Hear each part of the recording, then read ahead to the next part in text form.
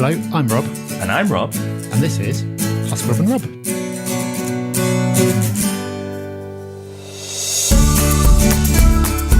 Hello everyone, welcome to Ask Rob and Rob. As you heard, I'm Rob, the other one's Rob, and we answer your questions. It's that simple. Each week, somebody puts a question into us, and we answer it. As I said, simple. So, if you want to do the same, guess what? That's also simple. Yes, it is. You can give us a call on 013 808 0035. That's 013 808 0035. Leave us a voicemail and we'll get back to you. Alternatively, you can do the exact same thing by going to thepropertyhub.net/podcast and leaving us a voicemail via your computer. However you do it, it doesn't matter. All that matters is that you do it. Otherwise, we don't have a podcast anymore. That is very important. We wouldn't want that, would we? So, that's exactly what Nick did. Thanks. We can keep going. And let's see what he had to ask. Hi, Rob and Rob. This is Nick. Firstly, thank you so much for your podcast. They've been excellent and very helpful. I've got a small question. I have one property at the moment, which with a mortgage of around 200,000.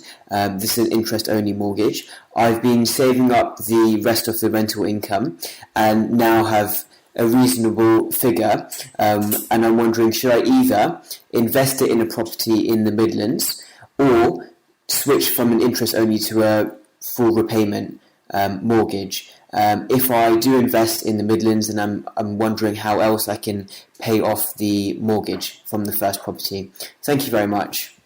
Okay, thank you for that, Nick. Well, I think the good news is that you've been in a position to save the cash flow, and that is the beauty of an interest-only mortgage. Because you're not paying off the capital, it gives you more money to play with each month. And now you've been saving up that money. That's brilliant because now you've got options. So what are those options? Well, you could either use it to buy another property or you could do it to pay down your mortgage. And that's really, for me, why I would not want to use a repayment mortgage. Because if you're repaying, then you're locked into a repayment schedule. There's nothing you can do about it. When you've got an interest-only mortgage and you're saving up the income, there's nothing to stop you from overpaying and paying a chunk off your mortgage if you want to bring the balance down, but you don't have to. You can invest in increasing your portfolio as well. And you can make that decision at any point about which is going to be the best for you. It depends where you are in the life cycle of your investing, what you think is ahead for the market, what opportunities you can see around you. But having that choice is really powerful. And that's why it seems to be working out for you. So personally, I wouldn't be looking to change that. I'd just carry on as you are. Guess what, Nick? I'm not going to disagree with Rob, and we are both going to agree again. Wow.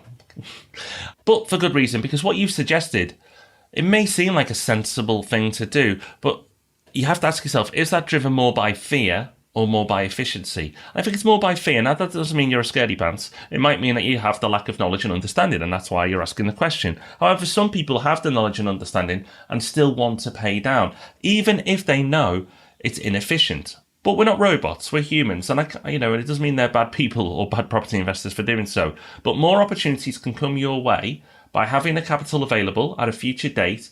And, if you carry on, you don't just buy that one in the Midlands and get another one or two, then, as Rob said, you can use one of those properties in the future, once they've gone up in value, to sell that off and pay the first one down or pay the first two down. It's up to you. So by not putting your money into a repayment model, you will free your options up dramatically. So I think we're on the same page, Rob.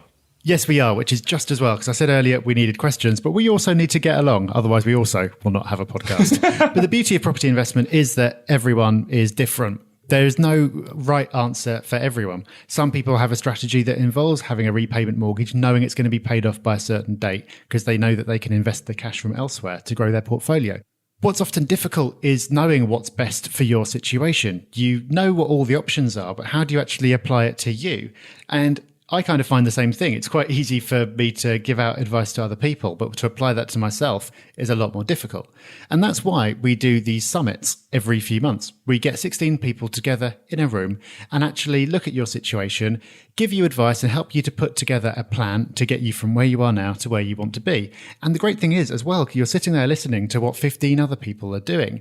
And that really helps you to take something which is often quite abstract, like, oh, I quite like the idea of investing in HMOs, and hear from someone across the table who's been doing it for years, who can tell you exactly what the reality of it is. And you can decide if that's something that you really do want to do. So if you do want to join us at a summit in the future, it's really simple. Just get your phone out, compose a new text, make that text the word summit, SUMMIT, then leave a space and give us your email address.